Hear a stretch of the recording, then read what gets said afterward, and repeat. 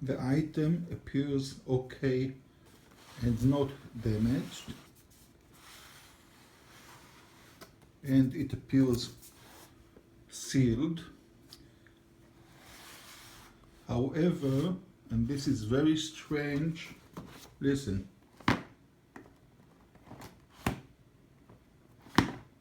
This is frightening. You see the sound. This is not typical of high quality original packaging such as Sony.